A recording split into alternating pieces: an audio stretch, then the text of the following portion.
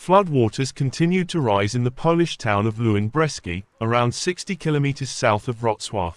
Townspeople waded through water that was up to their waist in some places, while others moved through the streets on rafts as emergency services took them to safety. Firefighters and military personnel used amphibious vehicles, diggers, boats and dinghies to carry people out of the flooded areas. Poland's Minister for Funds and Regional Development, Katarzyna Pelczynska-Nalich, said $390.46 million from Poland's European Union funds would be redirected to reconstruction, with another $911.35 million potentially allocated to building embankments, reservoirs and dams.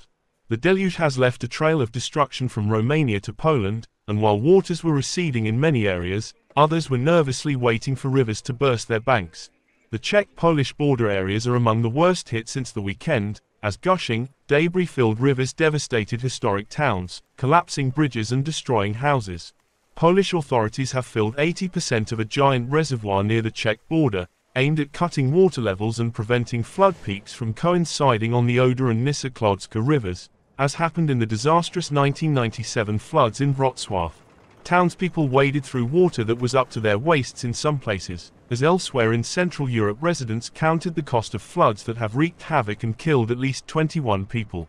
The deluge has left a trail of destruction from Romania to Poland, and while waters were receding in many areas, others were nervously waiting for rivers to burst their banks. In Lewin Brzeski, around 37 miles south of Wrocław, flood waters had already arrived and continued to rise. While volunteers and emergency workers raced to secure riverbanks along the Oder in Poland, for Lewin Brzeski it was too late, as the stricken town was completely underwater.